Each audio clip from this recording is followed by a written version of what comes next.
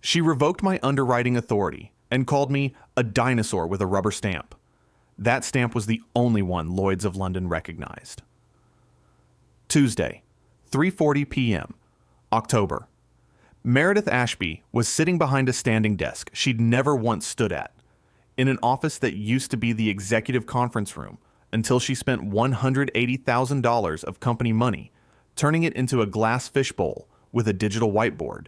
She called her strategic visualization space. She hadn't offered me a chair.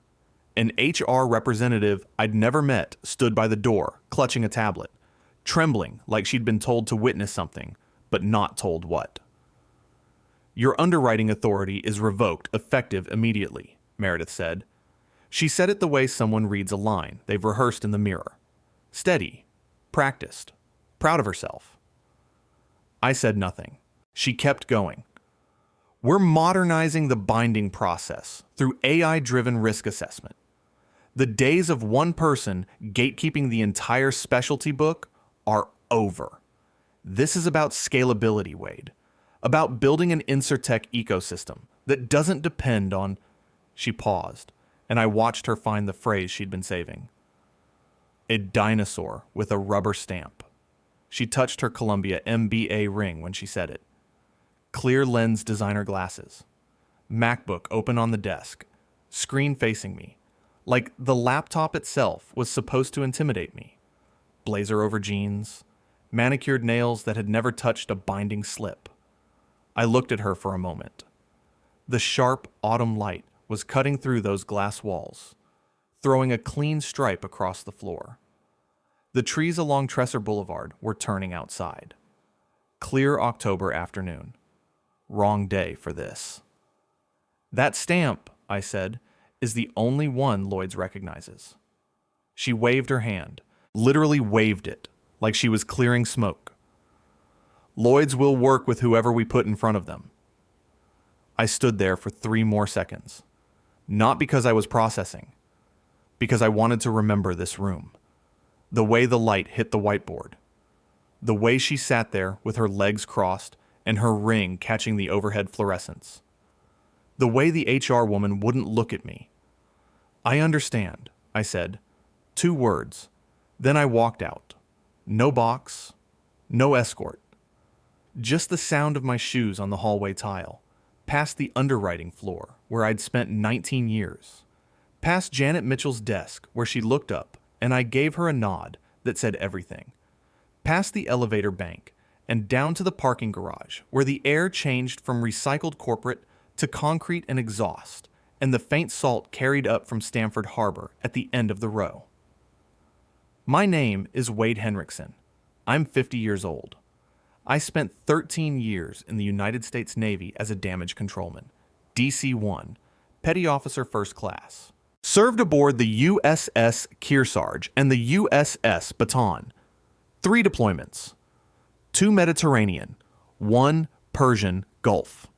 Damage control is the job nobody thinks about until the ship is flooding.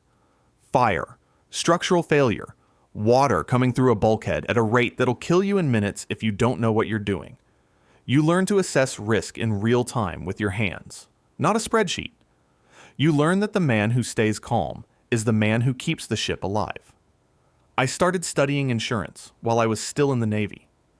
CPCU coursework through night school at Naval Station Norfolk, marine risk, hull insurance, the math behind catastrophe. I didn't know I was building a career. I just knew I understood risk in a way that most people don't, because I'd been standing in it. I joined Palladian Specialty Insurance the week after I separated from the Navy. I was 31 years old, started as a junior Marine underwriter, making $62,000 a year. Learned every line of specialty business they had, marine, energy, aviation. The thing about underwriting that civilians don't understand, it's not math. The math tells you probability. Judgment tells you whether you trust the person sitting across from you asking for a $40 million marine hull policy. Math is a tool. Judgment is the craft. In 19 years, my judgment maintained a 41% loss ratio across $2.8 billion in gross written premium.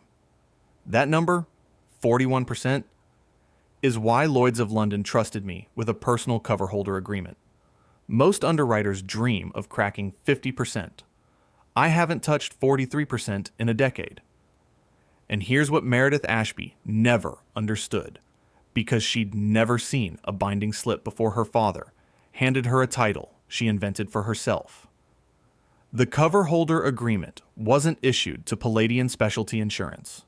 It was issued to me, Wade Henriksen. Personally, based on my track record, my relationships with 3 syndicate leads, and 10 years of results that no algorithm on earth could replicate. Without that agreement, Palladian couldn't legally bind a single specialty policy. Every dollar of that $2.8 billion in premium flowed through my signature, my pen, my name on the slip. I built Palladian's specialty book from $200 million to $2.8 billion. I know the exact number because I watched it climb, year by year, binding slip by binding slip. The London trips, red eyes to Heathrow, syndicate dinners in the city, where the underwriting room at Lloyd's smelled like 300 years of wood paneling and wet wool and the kind of trust you can't buy with a Columbia MBA. The 2 AM calls from claims adjusters in Singapore. The 3 syndicate leads I'd known for 15 years. Men I'd shared dinners with, attended weddings with, men whose judgment I trusted and who trusted mine.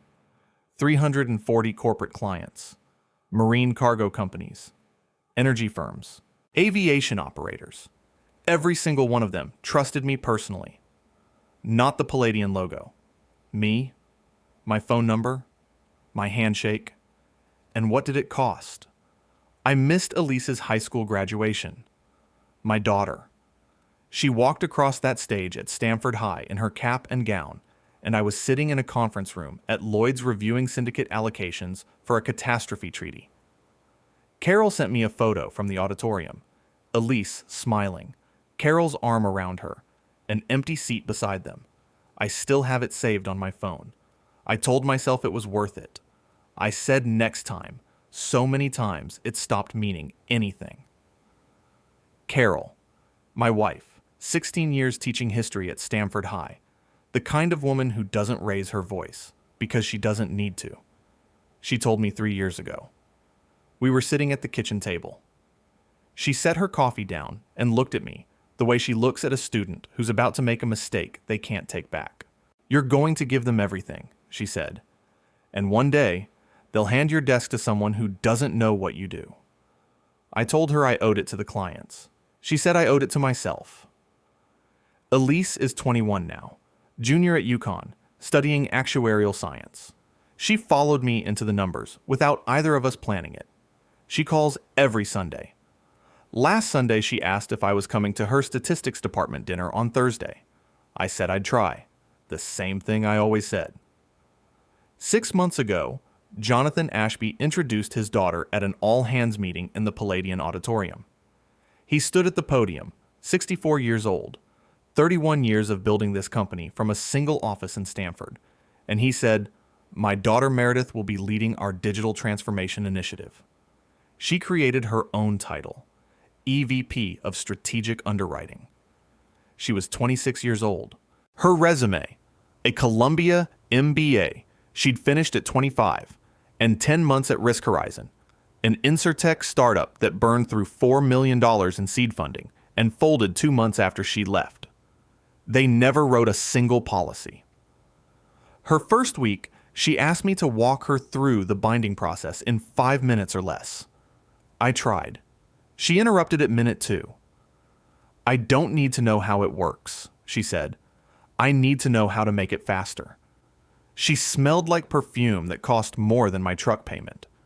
Her MacBook was open in every meeting, screen facing outward, like a shield. She touched her Columbia MBA ring every time she was performing confidence, which was always. She'd never underwritten a marine hull policy. She'd never flown to London to sit across from a syndicate lead and explain why a $60 million energy risk was worth binding. She'd never been in a room where a handshake meant $200 million. But she was Jonathan Ashby's only child, and he wanted a legacy. That afternoon, the afternoon she fired me, Meredith sent a company-wide email. I saw it on my phone, sitting in my truck in the parking garage. Engine off. The harbor visible through the concrete gap at the end of the row. The Long Island Sound catching the last October light. The email said, "Exciting news. We're entering a new era of AI-driven underwriting. The old processes served us well. The future will serve us better. Hashtag innovation. Hashtag Insurtech leadership." I sat there for a long time. The air coming through the gap smelled like fallen leaves and diesel from the harbor. A container ship was moving slowly through the Sound, the same way they'd moved when I was stationed at Norfolk 20 years ago.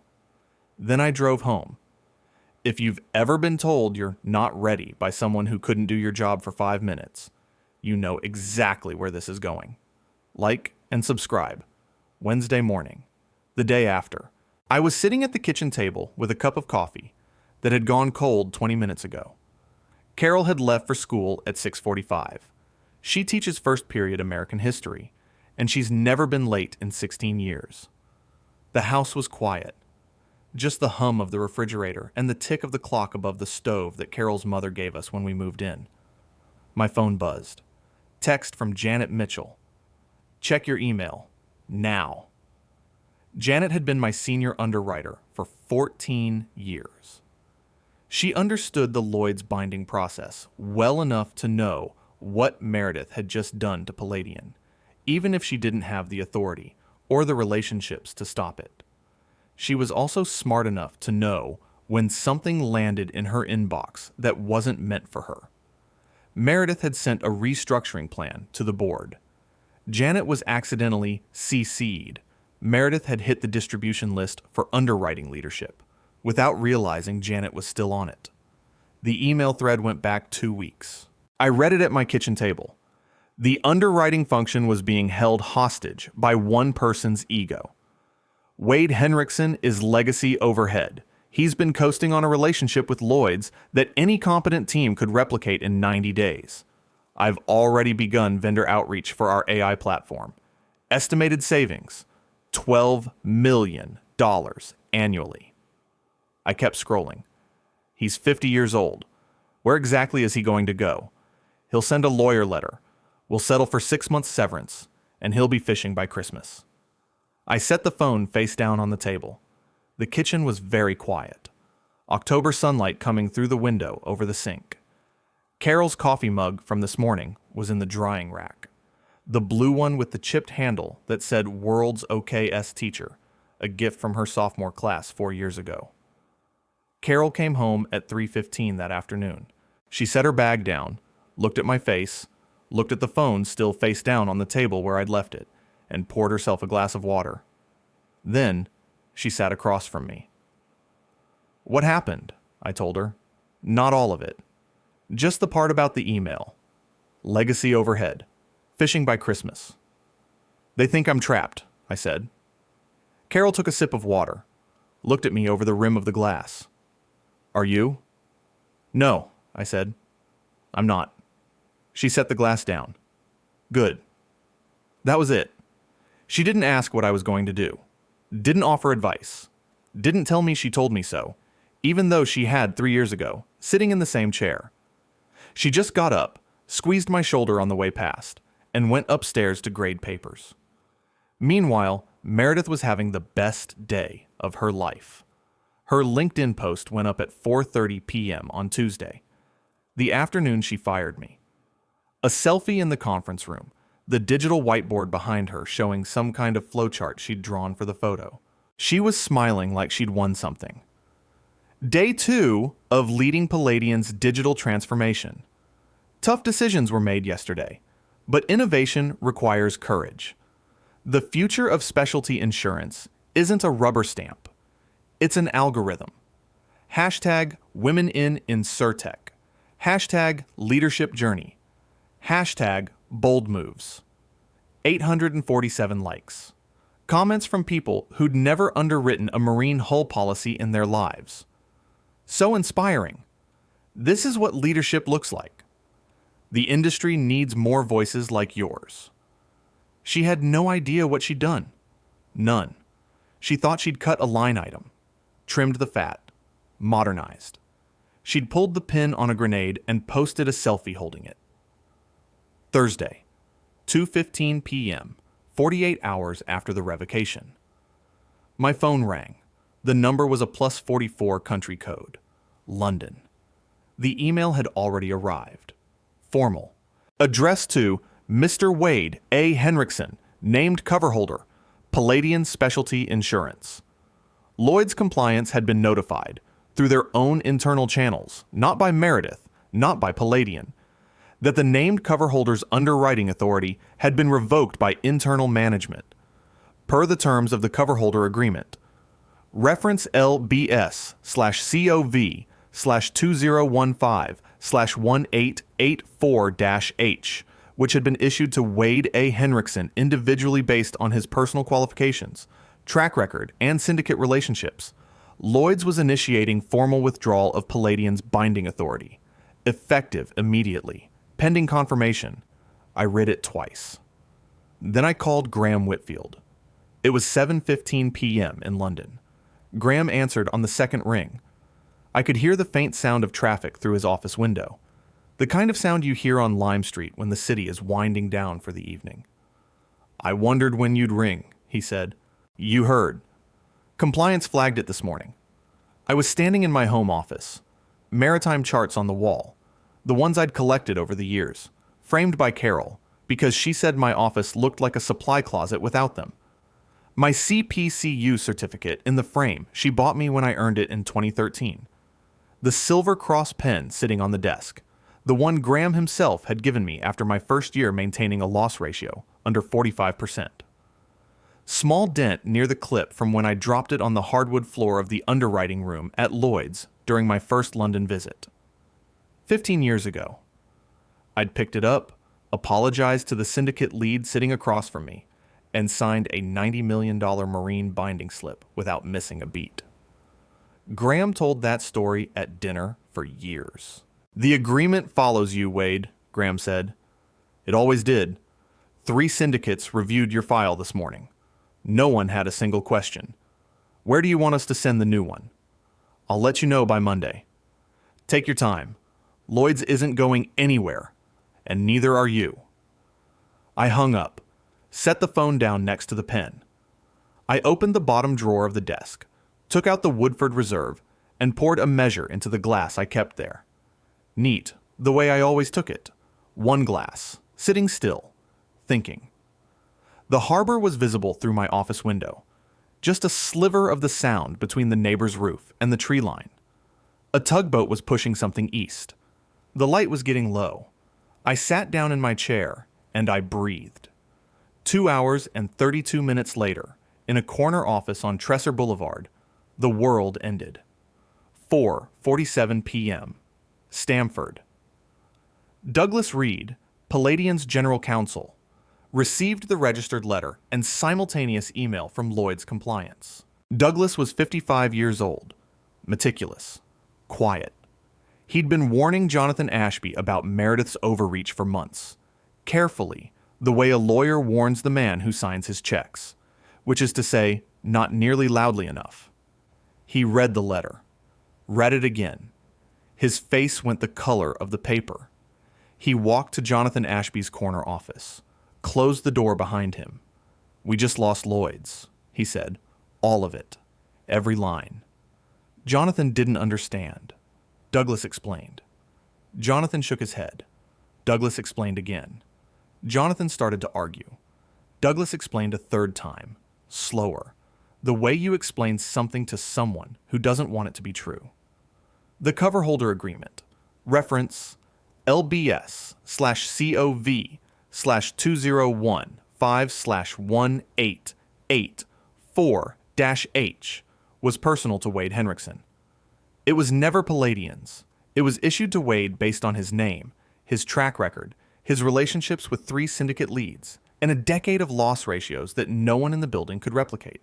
Meredith had revoked the authority of the only person Lloyd's recognized. There was no backup cover holder. There was no appeals process. There was no 90-day workaround. $2.8 billion in annual premium, Douglas said. Gone. As of right now, we cannot legally bind a single specialty policy. Jonathan called Meredith. Get in here. Now. She arrived carrying her MacBook under her arm, screen still open. What's the emergency? Douglas showed her the document. Agreement reference. LBS/COV/2015/1884-H. Named cover holder. Wade A. Henriksen. Not Palladian Specialty Insurance. Wade A. Henriksen. Meredith blinked. That can't be right. The agreement is with the company. It's not, Douglas said. It never was. So call him. Offer him his job back. Douglas picked up the phone. Dialed. It rang 6 times and went to voicemail. He's not answering. Jonathan Ashby sat behind his desk. The same desk he'd sat behind for 31 years. The framed photo of Palladian's first office was on the credenza behind him, a single room on Summer Street with a folding table and a phone. He looked old. For the first time since Douglas had known him, he looked like a man who understood what he'd done. The compliance team worked through the night. 340 corporate clients, marine cargo companies, energy firms, aviation operators, every one of them bound through the cover holder agreement that no longer existed. Every one of them needed non-renewal notices because Palladian could no longer legally provide coverage. By Friday morning, the phones started ringing. Every call was the same. Marine cargo operators in Houston, energy companies in Aberdeen, aviation firms in Dallas and Singapore and Sao Paulo. All of them asking the same question in different accents. What do you mean you can't renew my policy? The account managers didn't have answers. They had scripts that Douglas Reed's team had drafted at 2 a.m., and the scripts didn't help, because there was no version of our 26-year-old EVP fired the only person Lloyd's trusted, and now we can't underwrite anything. That sounded acceptable to a client with $200 million in marine hull exposure coming up for renewal in 60 days. By Friday afternoon, 3 clients had already called Wade directly. He didn't pick up. Not yet. Saturday evening, my home office, the maritime charts on the wall, the CPCU certificate, the Silver Cross pen sitting exactly where I'd left it Thursday afternoon. My phone buzzed on the desk. Frank Howard, CEO, Thorncastle Re. I let it ring twice. Then I picked up. Frank. Wade. A pause. The kind of pause a man takes when he's about to say something he's been holding for a long time.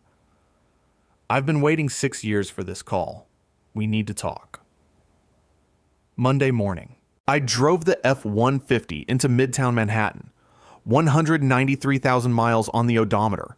Scratches in the bedliner from hauling Elise's furniture to Yukon. The engine running the way it always ran. Steady.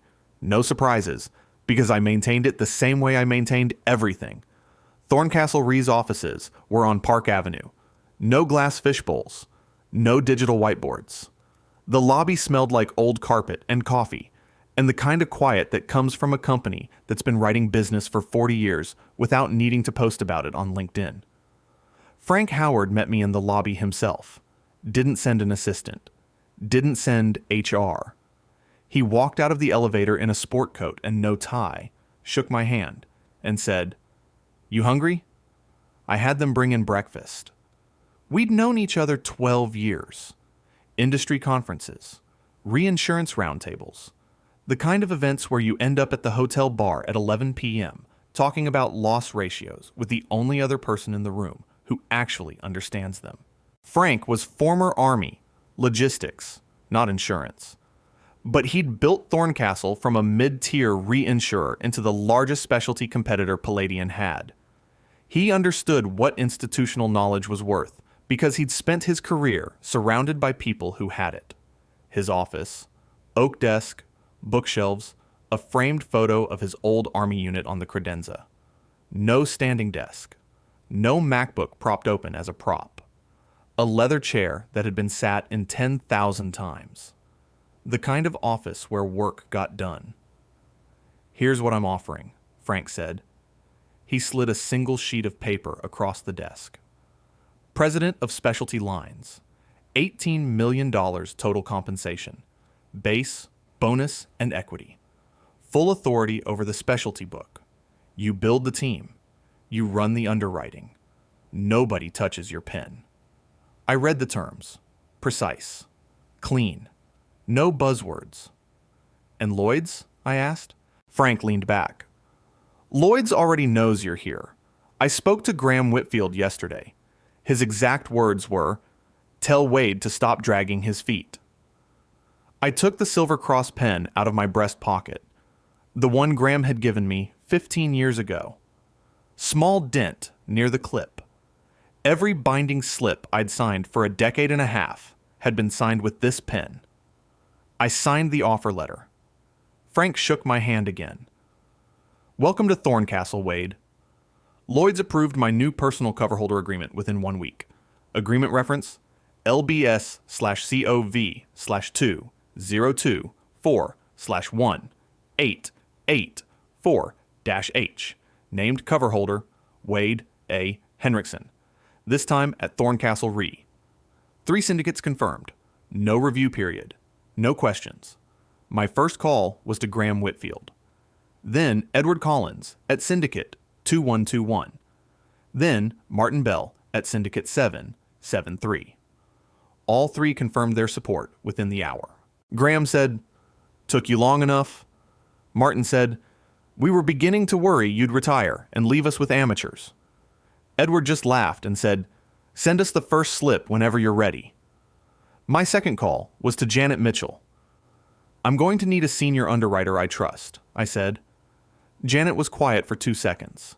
Then, "I'll have my resignation on Douglas Reed's desk by end of day." She wasn't the last. The clients didn't need to be poached. I didn't make a single outbound call. They called me. My phone started ringing before Thorncastle even issued a press announcement. Marine cargo operators in Houston, who had my cell number because I'd given it to them 12 years ago. Energy firms in Aberdeen, whose risk managers had eaten dinner at my table in London more times than they could count. Aviation hull clients in Dallas and Sao Paulo, who knew my voice the way you know the voice of the person who's kept you covered through 3 hurricanes and a pandemic. "Are you writing at Thorncastle? Move us over." That was it. No negotiation. No RFP process. No competitive bid. They called, asked if I was writing, and said, "Move us." Week 1, 40 clients. Week 3, 120. Week 6, 280 of 340 corporate clients had followed me to Thorncastle Re. $2.3 billion in premium walked out of Palladian's book and into mine. The clients weren't angry at Palladian. They weren't making a statement. They were doing what any rational business does. They went where the cover holder went.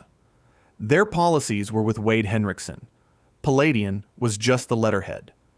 Meanwhile, Palladian was bleeding out. The stock dropped 51% in 3 weeks.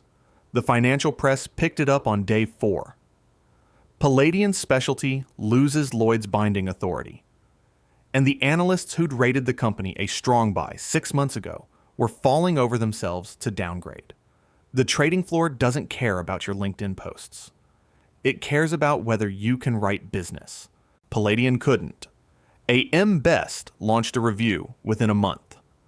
5 weeks after Lloyd's withdrawal, they downgraded Palladian from A to B-. In the insurance world, a B- rating isn't a yellow flag. It's a death certificate. Cancellation clauses buried in the fine print of every remaining client's policy activated automatically. The 60 clients who hadn't followed me, they didn't have a choice anymore. Their own risk managers pulled them out because the rating triggered mandatory cancellation provisions. Palladian's remaining book collapsed overnight. 3 more senior underwriters followed Janet Mitchell to Thorncastle within the first month. Good underwriters. People I'd mentored. People who understood what was happening and chose to go where the work was. Palladian's specialty division was a skeleton crew managing policies that were expiring and couldn't be renewed. Meredith's LinkedIn post was still live. #bold moves. The comments section had become something between a graveyard and a public trial. Industry professionals, people who actually wrote policies, who actually understood what a coverholder agreement was, started tagging the post with Palladian's stock ticker and the AM Best downgrade notice. Someone screenshotted the original post and the stock chart side by side. It went around the London market in an afternoon. Graham told me about it over the phone. He didn't laugh. He just said, "Remarkable." Jonathan Ashby fired Meredith 6 weeks after the revocation. No press release. No company-wide email about exciting transitions. Security walked her to her white Tesla Model S in the parking garage, the one with the vanity plate, RSKTECH. She was crying. The designer glasses fogged up. She'd been EVP of Strategic Underwriting for 6 months and 23 days. Jonathan called me that evening. I was at my desk at Thorncastle, a corner office on Park Avenue, bookshelves going up, the Silver Cross pen in my breast pocket where it belonged. I took the call. His voice sounded like a man who hadn't slept in a week, because he probably hadn't. "Can we talk about a path back?" "There is no path back, Jonathan. The agreement is at Thorncastle now. The clients are at Thorncastle now. I am at Thorncastle now. I built this company, Wade." "You built the name," I said. "I built the book." Silence on the line. The kind that lasts longer than it should, because the person on the other end is trying to find words that don't exist. I hung up. Palladian entered runoff 4 months after my departure. They began liquidating reserves to pay outstanding claims. 31 years of Jonathan Ashby's work, unwound in 6 weeks by a 26-year-old who thought a cover holder agreement was a formality you could replace with an algorithm. The SEC opened an inquiry into whether Palladian had adequately disclosed key person risk to shareholders. The answer, everyone already knew, was no. My first year at Thorncastle Re generated $3.1 billion in new specialty premium. That's $300 million more than Palladian wrote in its best year. My loss ratio, 41%, unchanged. Because the loss ratio was never about the company. It was never about the logo, or the letterhead, or the glass office, or the standing desk. It was about the man, the judgment, the relationships built over 25 years and 3 deployments and 1,000 handshakes in the underwriting room at Lloyd's. The $18 million compensation package was the largest in Thorncastle's history. But the money isn't the point. The point is the 280 clients who followed me because they trusted me. The 3 syndicate leads who approved the new agreement in a week because my word was good. Janet Mitchell running my underwriting desk because she'd worked beside me for 14 years and knew what competence looked like.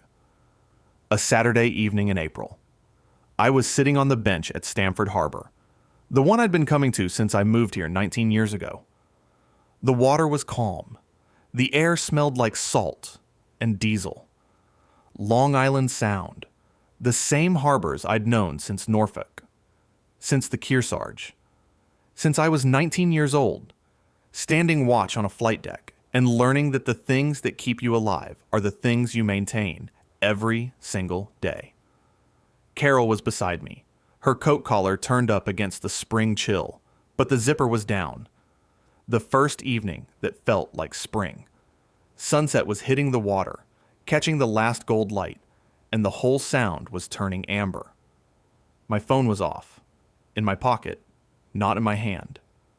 Elise was coming home next weekend. I'd be at her statistics department dinner on Thursday. Not I'll try.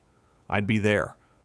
A container ship moved slowly through the sound, running lights blinking in the dusk, heading east, the same direction they always go. Carol put her hand on my knee. We sat there for a while. Neither of us said anything. The water lapped against the pilings below us, and a halyard clinked against a mast somewhere in the marina. "You should have done this years ago," she said. I watched the ship, the running lights getting smaller, the wake flattening out behind it, the sound settling back to glass. I know. They called me a dinosaur with a rubber stamp. But Lloyd's doesn't care about your algorithm. Lloyd's cares about the name on the slip.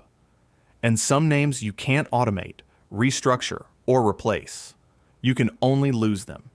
If you enjoyed this story, hit that like button and let me know what you think in the comments. And if you haven't subscribed yet, subscribe and ring that notification bell to get alerts about new stories like this one. Thanks for watching. See you in the next video.